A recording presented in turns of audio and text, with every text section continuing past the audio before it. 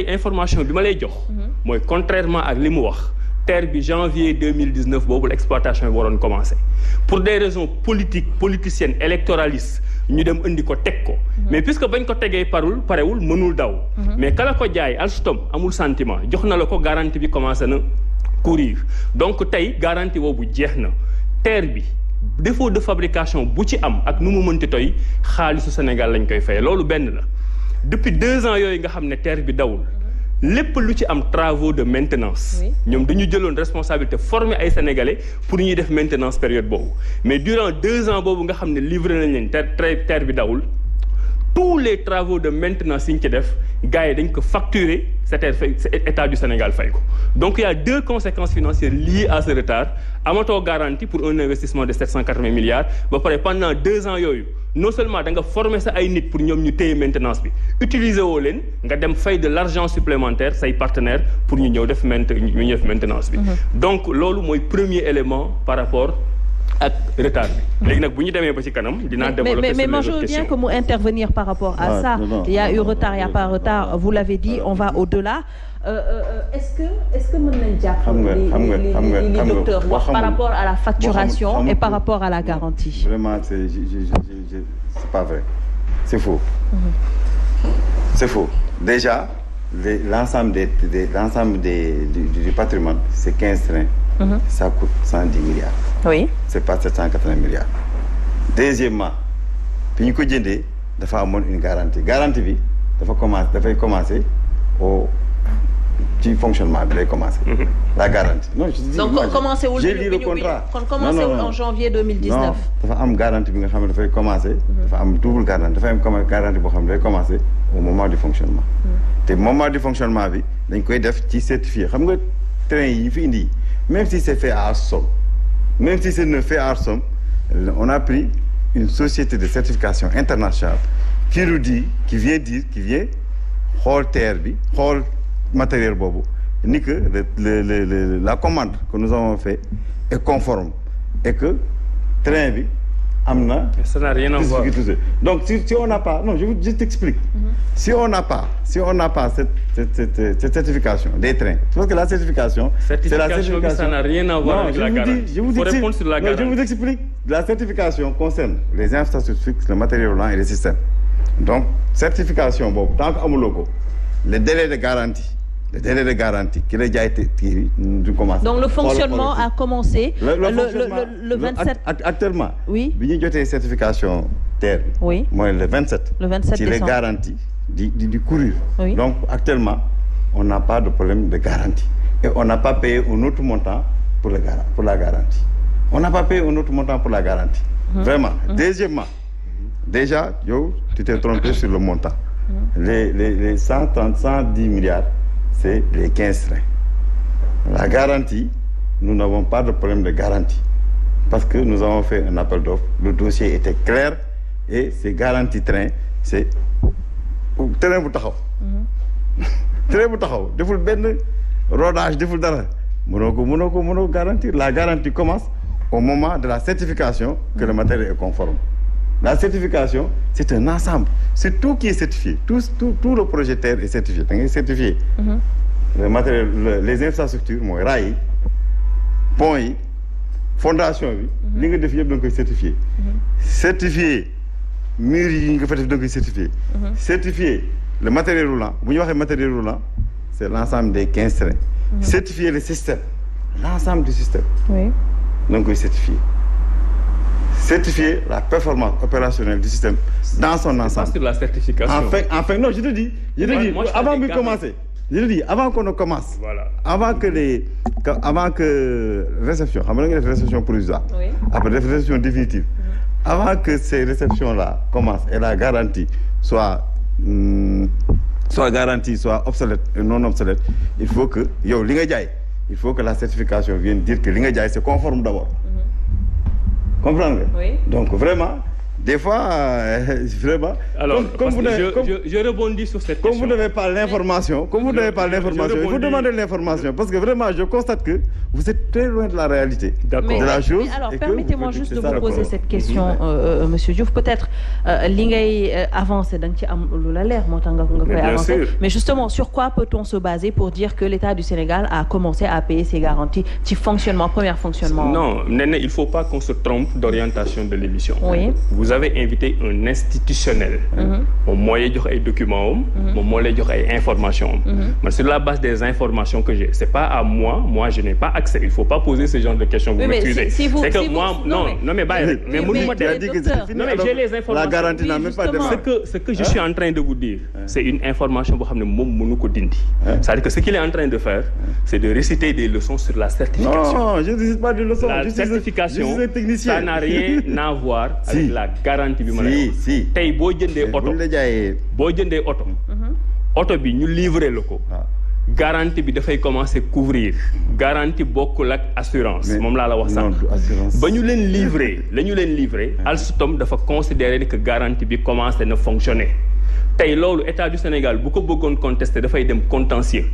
Parce que livré nañ leen matériel bi loolu te nag loolu laay bañ émission bi jëm fi c'est-à-dire bu ñu la waxee guy ga nga ne Dakar ga lire 10 minutes sur la certification pour donner l'impression que tu réponds sur la garantie li may wax ci garantie bi dafa leer et encore une fois man du ma un institutionnel boo xam ne damay dem dugg ci ay bureau génne ay informations photocopier ñëw jox leen ko mais j'ai l'information te moom mënu ko démentir moo tax mu def toute cette dissertation sur la certification ça c'est non il faut qu'on soit d'accord sur les termes de l'émission.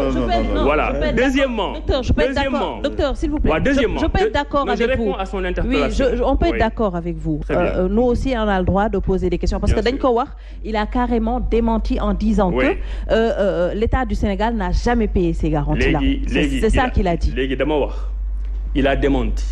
Léegi bu dee da ngay def kan moo war a indi preuve entre l'institution ak ki di wax kan moo war a indi preuve. Oui, mais tous les deux. Non, mais de quel moyen? Non, Aïcha, bu yàq émission bi. C'est-à-dire que non, c'est-à-dire que tey moom li muy wax mënu ko prouver te moom moo yor les documents officiels de l'administration. Loolu mooy premier élément. Sur la garantie. Loolu mooy premier élément.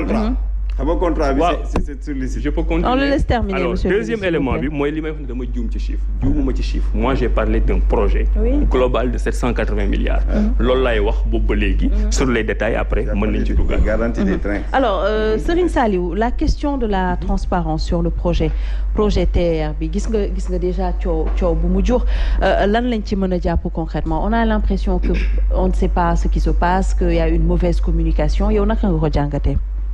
Je rejoins exactement ce que Abdourahmane a dit sur d'abord l'inexistence d'un site, en tout cas afférent aux terres, parce que je crois que on a les mêmes atomes crochus, parce que man aussi j'ai tout fait pour accéder à un site d'information boo xam ne sur le terre, mais je ne l'ai pas. Même APIX boo duggee présentement seen site du dem dafa bloqué. Il y a beaucoup de sites aujourd'hui du gouvernement boo ci duggee du dem. Depuis quelques jours. Boo ci duggee du dem. Je ne sais pas la raison pour laquelle, mais on ne peut pas accéder en tout cas à ces informations-là.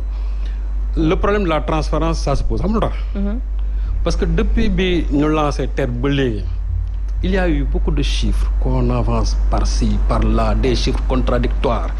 C'est-à-dire tey bu ñuy waxee chiffre bi bu subaa ñeneen waxaat beneen chiffre. Finalement on a l'impression que la communication même gouvernementale sur les chiffres du TER, ce n'est pas calibré. Parce que à maintes reprises, da ngay gis par exemple monsieur Ndéné Sall qui est là tey day joxe benn chiffre ci benn affaire bu subaa mu joxaat la ci beneen chiffre. Le président de la République day ñëw tey mu jox la bii chiffre. bu subaa mu joxaat la beneen chiffre. Finalement on ne sait plus à quel chiffre se vouer. te loolu pour man dafay poser un problème de crédibilité et de transparence même sur le TER. Que ça soit au niveau de l'achat du TER, même pour le financement. Ça dafay poser problème. Sur les prêts qu'on a reçus dafay poser problème. te loolu maa ngi ci joxe benn exemple. La BPI, la Banque publique d'investissement. xam nga l'argent xaalis bi ñu joxe pour la pré-exploitation xam nga ñoom ñoo ko lewlaa Sénégal. Oui. les 19 milliards. Les 19 milliards même 600.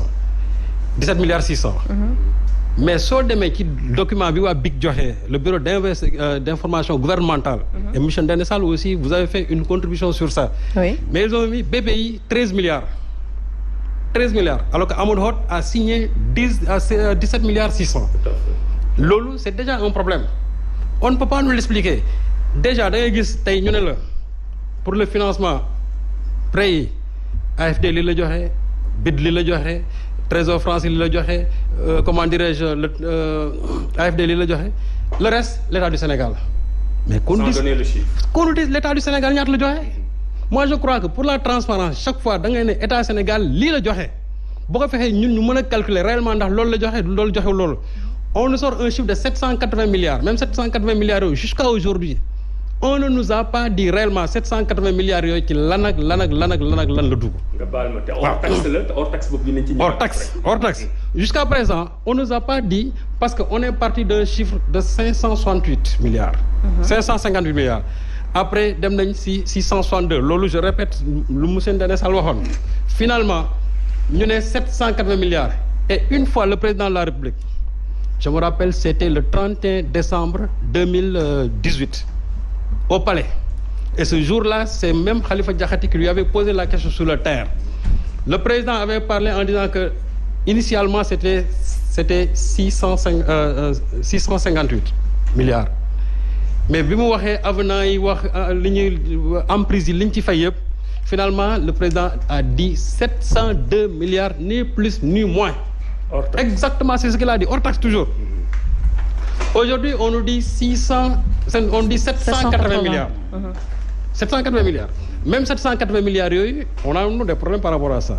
Monsieur Ndéné Sall wax na léegi pour l'achat des Coradia polyvalents, c'est 110 milliards.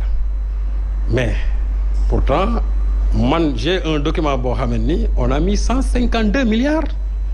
152 milliards, 110 milliards plus 42 milliards, phase 1, phase 2, 152 milliards. Loolu, il faut aussi qu'on nous l'explique. Moi, pourquoi le problème de la transparence de vous poser parce que chiffres yi gën dafa bëri te amul fenn foo xam benn plateforme boo mën a dem ñu génn la fa chiffres yi de façon détaillée. Même pour emprises yi, la libération des emprises. Monsieur Mansour Faye taxaw na fi wax 83 milliards virgule 2. wax nañ fi 76 milliards, le président de la République wax na fi 50 milliards. Finalement xamuñu ci ban chiffre la ñuy tënku ban chiffre la ñuy tënku ba léegi donc même pour la phase 2 xaalis bi nga xamante ne moom lañ décroché au niveau de Macron jusqu'à présent on ne l'a pas dit et pourtant l'AFP a dit 300 millions d'euros qu'on a décroché là-bas qui fait ay 196 milliards pour la phase 2 et pourtant il paraît que dans cet argent-là comme l'a dit Jeune Afrique loolu Jeune Afrique moo ko bind. les 196 milliards parce qu'il y avait eu des arriérés de paiement pour les entreprises françaises il fallait non seulement les fay leen ci loolu ba pare pour mën a songaat encore maintenant la deuxième phase. Ça c'est des chiffres qui sortent par-ci par-là et on n'a aucune réaction de la part du gouvernement parce que même ñoom seen chiffres yi te loo xam naa ci dellusiwaat tout à l'heure dama koy bàyyi moom ba mu wax ba pare. il a donné joxe na ay chiffres yu dul jeex en maintes occurrences chiffres yoo xam ne ni benn bokku ci ak sa morom finalement ñun. dañuy dem ba caag ñu ne loolu nag dafay poser un problème de transparence parce que xamul bon mooy tey ñu ne 15 milliards ba caag ñu ne non après ñu ne 16 milliards ñu ne non 16 milliards 15 milliards ak 16 milliards benn la non du benn parce que une fois seetaan naa la nga ne non 780 milliards ak 800 milliards benn la non du benn c'est-à-dire quand on donne un chiffre bu dee virgule 0 virgule 1 il faut nga dire exactement virgule 1 parce que loolu ci lañ mën a xamee ne dërëm bi fii la dugg. Mais dès l'instant qu'il y a un différentiel entre les chiffres loolu dafay poser un problème même de transparence te tey comme ni ko Abdourahmane waxee mënoo dem ci benn site ba nga gis fa en détail c'est-à-dire tout ce qu'il y a par rapport à ce terre-là ni pour les emprunts ni aussi pour les dépenses ba léegi doo ko xam tey même pour les PAP les personnes affectées par le projet boo demee PAP yooyu tey ñu ne la 15 000 personnes